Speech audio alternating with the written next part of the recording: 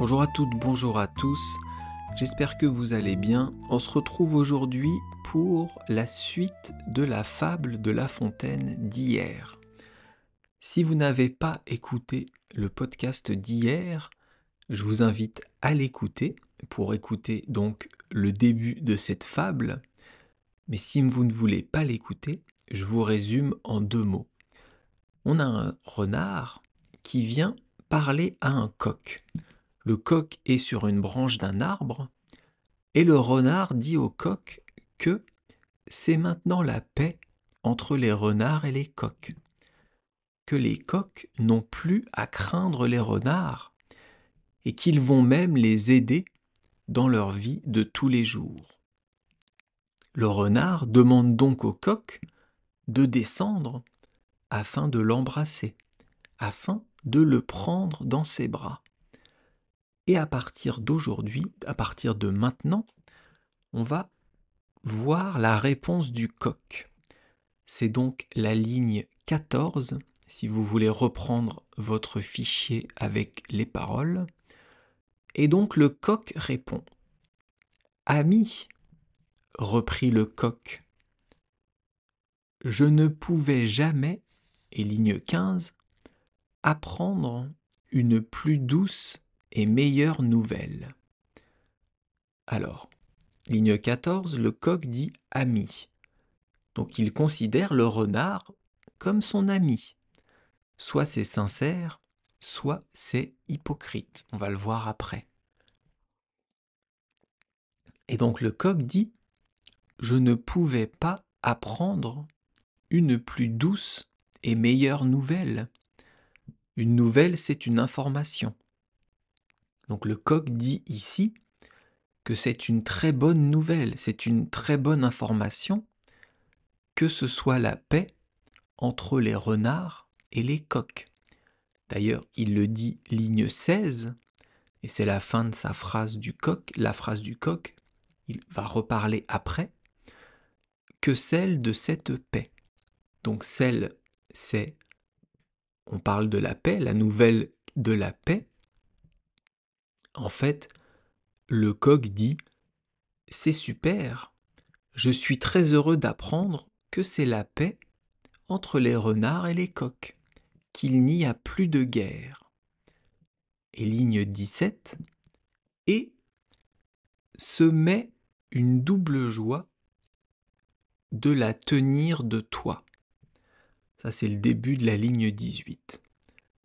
Se met, c'est une formule qui est ancienne, qu'on ne dit plus aujourd'hui, on dit plutôt c'est. C'est une double joie. Ça veut dire qu'il est heureux 2 fois. Une fois à cause de la nouvelle, de la paix, et une deuxième fois parce que c'est un renard qui vient lui annoncer, en direct.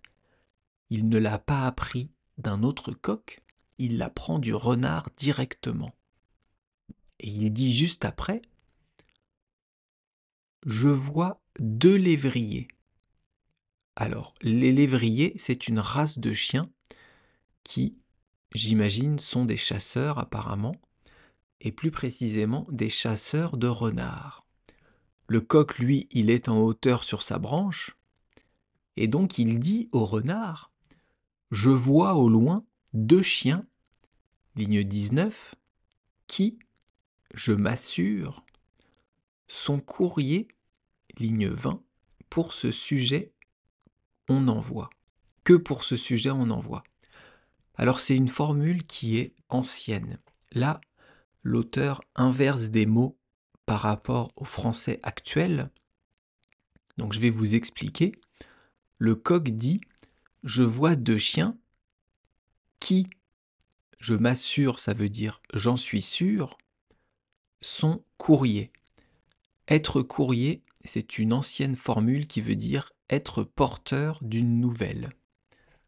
Donc le coq dit au renard « Je vois 2 chiens qui arrivent et je suis sûr qu'ils vont m'amener la nouvelle de la paix entre les renards et les coqs.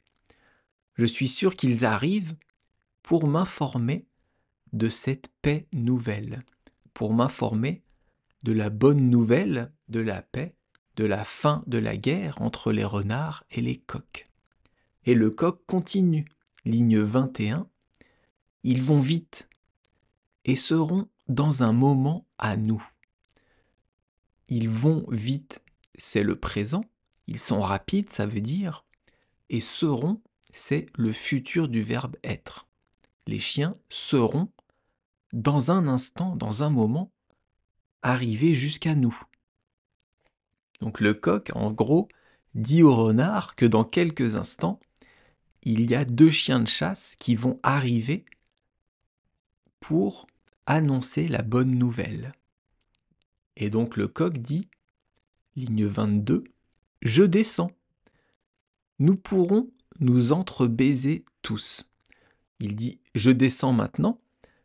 Nous pourrons donc tous nous embrasser entre les chiens, le renard et le coq. » Évidemment, c'est un jeu de dupes. Évidemment, le renard disait ça au coq pour manger le coq. Il lui disait « c'est la paix » afin de le manger, car le renard est un animal rusé, un animal malin. Mais le coq est encore plus malin. Je vais vous expliquer ça après. On va juste finir d'abord la fable. Ligne 23. « Adieu, dit le renard. Ma traite est longue à faire. » Dès qu'il a entendu le renard que les chiens arrivaient, le coq lui a dit que les chiens arrivaient, il dit adieu tout de suite. Il n'attend pas que le coq descende. Mais il prend une excuse. Il dit « Ma traite est longue à faire. » La traite, c'est la route. Donc il dit « J'ai encore beaucoup de chemin à parcourir. Je n'ai pas le temps. Je suis pressé. » Ligne 24. Nous nous réjouirons du succès de l'affaire. Et ligne 25, une autre fois. Réjouirons, c'est le futur du verbe se réjouir. Et ça veut dire être heureux. Donc le renard dit « Nous serons heureux de cela une autre fois. Nous nous embrasserons avec les chiens et toi une autre fois, pas maintenant. » La suite de la ligne 25, c'est « Le galant aussitôt » et ligne 26, tire ses grègues, gagne au haut. Alors là, c'est du vieux français. Franchement, ne retenez pas ça, parce que ça ne vous servira jamais.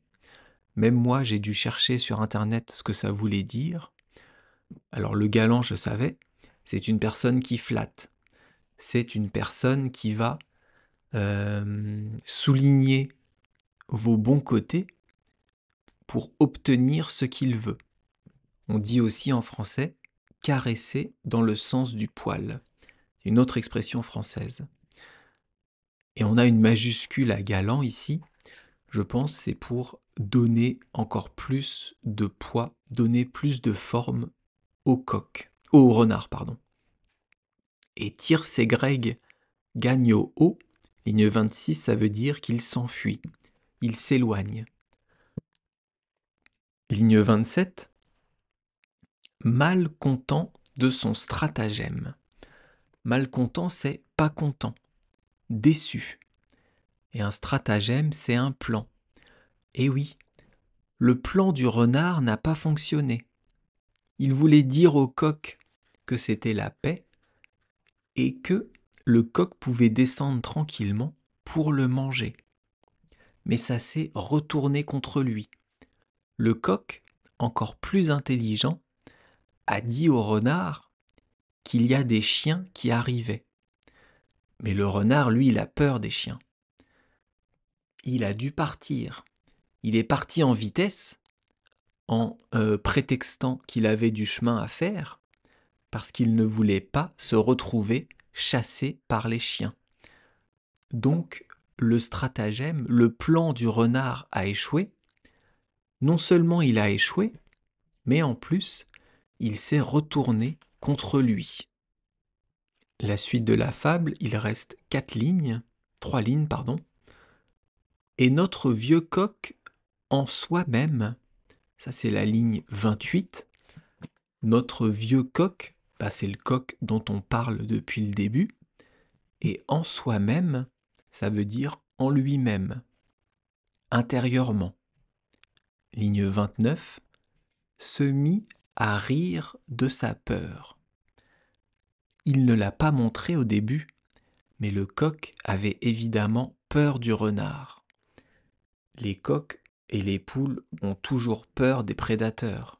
Ils vont se mettre en hauteur, se mettre dans des arbres pour fuir. Donc le coq a eu peur, mais il ne l'a pas montré.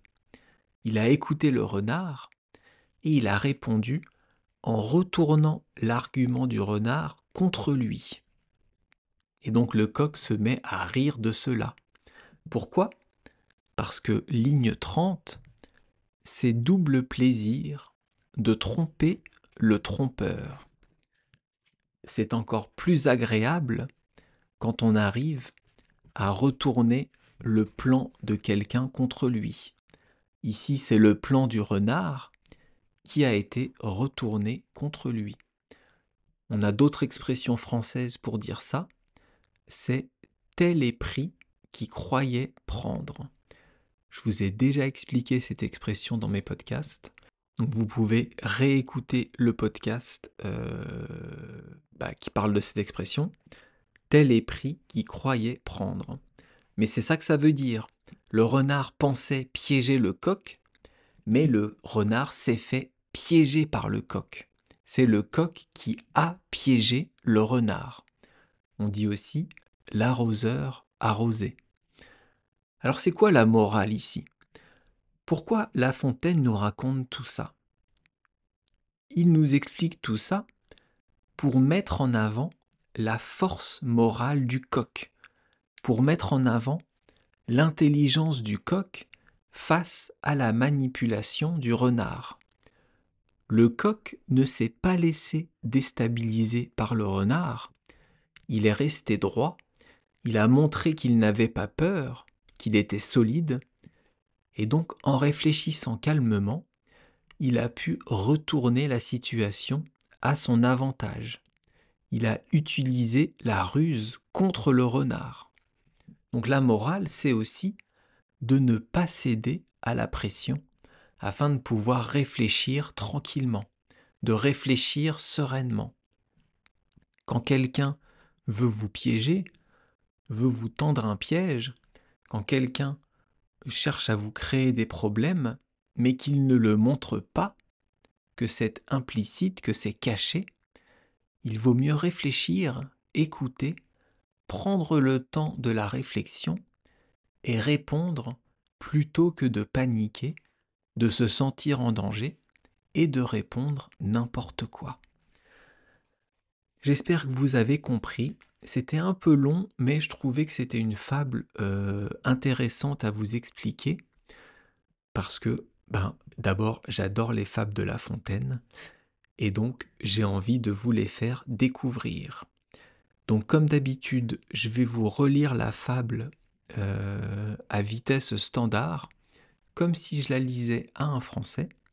Comme ça, vous pouvez vous habituer à une vitesse de diction un peu plus rapide. Et après, je vous lis une version simplifiée de la fable que j'ai créée à partir de la fable d'origine. Allez, c'est parti. Le coq et le renard par Jean de La Fontaine. Sur la branche d'un arbre était en sentinelle un vieux coq adroit et matois. « Frère, dit un renard adoucissant sa voix, nous ne sommes plus en querelle, paix générale cette fois. Je viens te l'annoncer, descends que je t'embrasse, ne me retarde point de grâce, je dois faire aujourd'hui 20 postes sans manquer. Les tiens et toi pouvez vaquer sans nulle crainte à vos affaires. Nous vous y servirons en frères. Faites-en les feux dès ce soir, et cependant, viens recevoir le baiser d'un amour fraternel. Ami, reprit le coq, je ne pouvais jamais apprendre une plus douce et meilleure nouvelle que celle de cette paix, et se met une double joie de la tenir de toi. Je vois 2 lévriers qui, je m'assure, sont courriers que pour ce sujet on envoie. Ils vont vite et seront dans un moment à nous. Mais je descends, nous pourrons nous entrebaiser tous. Adieu, dit le renard. Ma traite est longue à faire. Nous nous réjouirons du succès de l'affaire une autre fois. Le galant, aussitôt, tire ses grecs, gagne au haut, malcontent de son stratagème. Et notre vieux coq en soi-même se mit à rire de sa peur, car c'est double plaisir de tromper le trompeur. Ça, c'est la version originale de la fable que je vous ai lue plus rapidement. Et maintenant, je vous lis ma version simplifiée pour vous qui apprenez le français. Le coq et le renard. Un vieux coq intelligent était perché sur une branche d'arbre. « Mon ami, dit le renard gentiment, nous ne sommes plus en guerre, faisons donc la paix. Je viens pour te le dire, descends qu'on se prenne dans les bras. S'il te plaît, ne me mets pas en retard. Je dois aller à plusieurs endroits différents. Toi et tes amis coqs pouvez marcher sans peur et faire votre vie. Si besoin, même nous vous aiderons. Préparez vos spectacles de chant de coq et viens me voir, que je t'embrasse en ami. Mon ami, répondit le coq, c'est une très bonne nouvelle qu'enfin d'être en paix entre coq et renard. Et c'est encore plus beau de l'apprendre de toi. Je vois au loin 2 chiens qui, j'en suis sûr, sont porteurs de ce message de paix. Ils vont vite et seront là très bientôt. Je descends. Ainsi, nous pourrons tous nous embrasser. Adieu, dit le renard. J'ai encore une longue route à faire. Nous pourrons être heureux de cette paix une autre fois. Aussitôt, le renard s'enfuit et s'éloigne, déçu que son plan n'ait pas fonctionné. Et le vieux coq se mit à rire de la peur qu'il a eue, car c'est encore plus agréable de tromper le trompeur. Et voilà, on est arrivé au bout de cette fable de La Fontaine en 2 podcasts. J'espère que ça vous a plu. Laissez-moi un commentaire sur YouTube, laissez-moi une petite note dans vos applications de podcast pour essayer de faire connaître mon podcast aux autres personnes. Ça serait très gentil de votre part. On se retrouve demain pour une nouvelle expression française qui sera « coucouche panier, papa t'en rond ». Ça, c'est une expression que me disait mon grand-père. Je vous parle de tout ça demain et je vous dis donc à bientôt. Bonne journée, bye bye, hasta luego, matane.